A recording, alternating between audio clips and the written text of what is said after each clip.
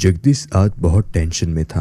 वो रोज की तरह सुनसान रोड पर जा रहा था, लेकिन आज ऐसा क्या हुआ जो वो इतना घबराया हुआ था।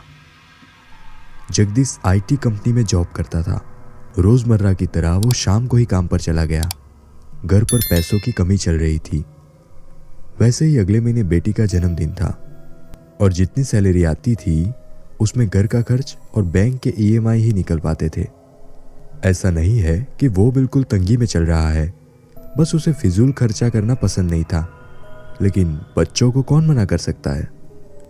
जगदीश ने कंपनी में जाने के बाद रोज की तरह काम किया और रात के 2 बजे उसकी शिफ्ट खत्म होती है।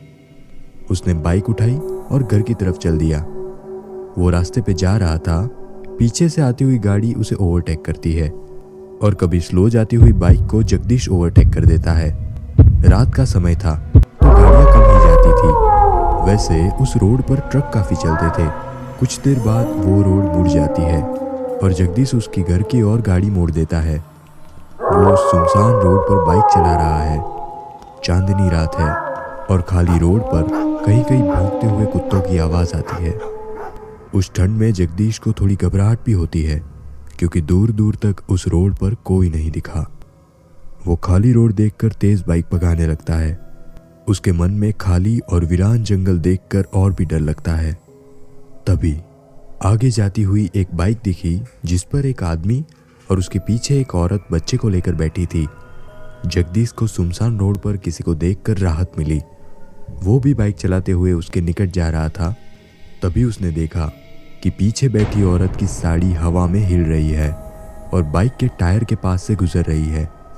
जगदीश ने बाइक पास में लेते हुए बोला, आप इनका पल्लू ठीक कीजिए, नहीं तो बाइक के टायर में आ जाएगा।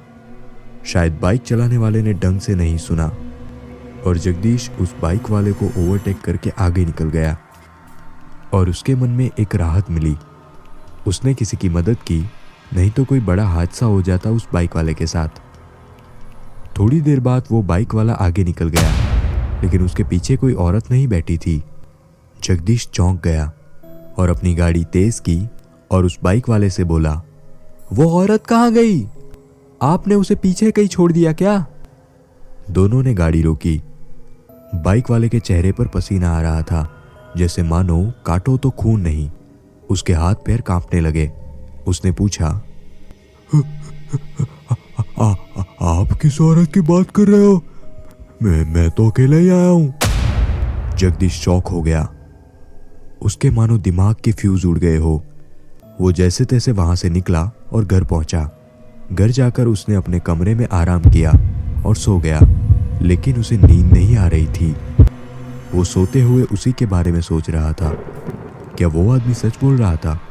अगर ऐसा है तो वो औरत कौन थी और उसके हाथ में बच्चा कौन था? जगदीश का शरीर तो सोना चाहता था, लेकिन उसका दिमाग अभी भी सोच में डूबा हुआ था। रात भर वो इस सोच में डूबा हुआ था कि ऐसा कैसे हो सकता है। क्या था वो? उसने जैसे ही करवट ली तो देखा कि वो औरत उसके बगल में लेटी थी और वो चौंक गया और उठकर बैठ गया और लाइट जलाई।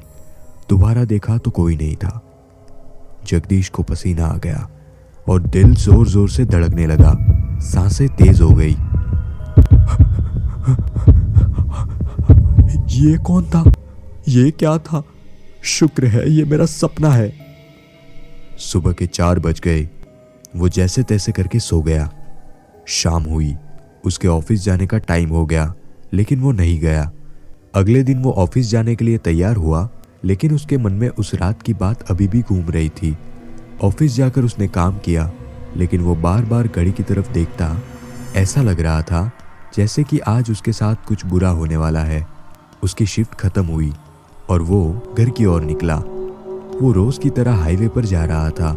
कुछ ही समय में उसके घर का मोड़ आया। वो हाईवे छोड़कर मुड़ गया। उसके मन में मानो एक डर सा था। वो जैसे तैसे घर जल्दी पहुंचना चाहता था। ठंडी हवा उसके कानों पर साए साए की तरह चल रही थी। कुत्तों के रोने की आवाज भी कहीं कहीं आ रही थी। उसका डर धीरे धीरे बढ़ता जा रहा था। आगे देखा कि एक आदमी बाइक पर जा रहा था। जगदीश ने घबराहट के मारे बाइक तेज की तो देखा उस आदमी के पीछे कोई नहीं था। उसने चैन की सांस ली और सारा ही डर खत्म हो गया और उसने गाड़ी की स्पीड धीरे की। इतनी ही देर में वो बाइक वाला उसके पास आकर बोला, भाई साहब, इनका पल्लू ठीक कीजिए, नहीं तो बाइक में आ जाएगा।